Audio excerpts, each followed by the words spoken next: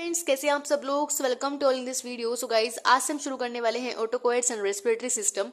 तो सबसे पहले हम बात करेंगे ऑटोकोइड्स की। तो ऑटोकोइड्स क्या होते हैं? Autacoids are produce by cells and local act locally, यानी ये सेल से प्रोड्यूस होते हैं। सेल्स कौन कौन से? जैसे मास्ट सेल हो गए, बेसोनोफिल सेल हो गए, और ये जो भी ये लोकल हार्मोन्स प्रोड्यूस होंगे, लाइक ये हिस्टामिन हो गया, सेरोटोनिन हो गया, ये आपके ऑटोकोइड्स होते हैं। ठीक है, और ये लोकली एक्ट करती हैं। अगर मैं हिस्टामिन की बात करूं, अगर हिस्टामिन लंग्स में प्रोड्यूस हो रहा है तो वो लंग्स में ही एक्ट करेगा, वो किसी और ऑर्गन में जाके एक्ट नहीं करेगा। ठीक है, तो इसलिए हम इसको लोकल हार्मोन भी बोल देते हैं, क्योंकि वो लोकली ही एक्ट कर रहे हैं। उसके बाद ऑटोकोइड्स कौन कौन से होते हैं? जैसे हिस्टामिन हो गया, सेरोटोनिन हो गया, प्रोस्टाग्लैंडिन, ल्यूकोट्राइन्स, एंजियोटेंसिन, गायनिन, पीएफ यानी प्लेटलेट एक्टिवेटिंग फैक्टर, और सेरोटोनिन को हम 5-HT के नाम से भी जानते हैं, 5 हाइड्रोक्सी ट्रिप्टामिन। ठीक है, तो इनको हम वन बाय वन देखने वाले हैं। सबसे पहले हम बात करेंगे हिस्टामिन की। तो हिस्टामिन क्या होता है? हिस्टामिन आपका बायोजेनिक अमीन प्रेजेंट होता है इन मैनी एनिमल्स और एक प्लांट टिश्यूज में। They are also present in venoms and stinging secretions. और ये हिस्टामिन हमारे बॉडी में बनते कैसे हैं? हिस्टाडीन से। हिस्टाडीन एक अमीनो एसिड होता है, एसेंशियल अमीनो एसिड। तो जो हिस्टाडीन होता है, बेसिकली हिस्टाडीन से ही, जब हिस्टाडीन के अंदर डीकार्बोक्सिलेशन हो जाती है तो हिस्टामिन बनता है। इसको हम अभी डिटेल में देखेंगे कि कैसे ये बनता है। यहाँ पे बिल्कुल ही शॉर्ट फॉर्म में आपको दिया हुआ है। अब देखो, ये बेसिकली मास सेल के अंदर प्रेजेंट होता है। मास सेल के अंदर ग्रेन्यूल्स के अंदर स्टोर रहता है ये। ठीक है, वो भी हम आगे देखने वाले हैं। और मास सेल जहाँ कहाँ कहाँ पे लोकेटेड होते हैं, लाइक आपका स्किन हो गया, लंग्स हो गए, लीवर हो गया, गैस्ट्रिक म्यूकोसा, प्लेसेंटा। तो यहाँ पे इनकी लोकेशन होती है। And it is a one of the mediator involve in the inflammation and hyper sensitivity reactions. Like ये आपके जब भी हिस्टामिन रिलीज होता है तो ये आपका इन्फ्लेमेशन और ये एलर्जिक रिएक्शन शो करता है। एलर्जी, ये यहाँ पे हाइपर सेंसिटिविटी का मतलब क्या होता है? एलर्जिक रिएक्शन ही होता है। ठीक है, तो यहाँ पे इन्फ्लेमेशन और आपके जो ये एलर्जिक रिएक्शन है उसके लिए हिस्टामिन रिस्पॉन्सिबल होता है। तो अब हम बात करते हैं सबसे पहले हिस्टामिन की सिंथेसिस की। सो आज इस वीडियो में हम हिस्टामिन की सिंथेसिस ही देखने वाले हैं, क्योंकि वो थोड़ी सी लॉन्ग भी है और इम्पोर्टेंट भी है।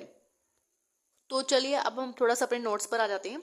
अब देखो, हिस्टामिन मैंने आपको बताया कि ये मास सेल हिस्टामिन होता है और एक होता है नॉन मास सेल हिस्टामिन। अब मास सेल हिस्टामिन क्या होते हैं? बेसिकली जो मास सेल के अंदर प्रेजेंट होते हैं, और नॉन मास सेल जो मास सेल के अंदर प्रेजेंट नहीं होते, बेसिकली जैसे इसिनोफिल्स हो गया, बेसोनोफिल्स हो गया, इंटेरोक्रोमोफिल सेल्स, ब्रेन हो गया। तो इन जगहों पे क्या होता है? बेसिकली हिस्टामिन प्रेजेंट होते हैं। अगर हम बात करते हैं मास सेल हिस्टामिन की, जैसे स्किन, लंग्स और आपको गैस्ट्रिक म्यूकोसा हो गया, यानी मास सेल के अंदर प्रेजेंट है। ठीक है, तो ये दो तरह से आपके हिस्टामिन प्रेजेंट होते हैं। सो सबसे पहले हम बात करते हैं सिंथेसिस की। अब सिंथेसिस मैंने आपको बताया था कि हिस्टाडीन एक अमीनो एसिड होता है, जो कि एक एसेंशियल अमीनो एसिड होता है। ठीक है, एसेंशियल अमीनो एसिड क्योंकि वो डाइटरी से हमें लेना पड़ता है, उसके लिए हम बोल रहे हैं एसेंशियल अमीनो एसिड। ठीक है, अब देखो, ये हिस्टाडीन का ये स्ट्रक्चर है अमीनो एसिड का। इसमें ये जो रिंग है, ये इमिडाजोल रिंग है। ठीक है, इसमें एक COH का ग्रुप लगा हुआ है।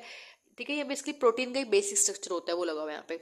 ठीक है, अब यहाँ पे आपका ये जो हिस्टाडीन है, डाइटरी प्रोडक्ट्स में आप कौन कौन सी चीज़ों से मिलता है हिस्टाडीन? जैसे मीट हो गया, फिश हो गया, नट्स, वूल ग्रेन्स हो गया, राइस, व्हीट, राई। ठीक है, और जैसे पमीग्रेनेट हो गया, एप्पल हो गया। तो इन चीज़ों में ये हिस्टाडीन प्रेजेंट होता है, अमीनो एसिड। अब इस अमीनो एसिड से हम हिस्टामिन कैसे बनाएंगे वो हम देखने वाले हैं। तो एक प्रोसेस होती है जिसको हम बोलते हैं डिकार्बोक्सिलेशन।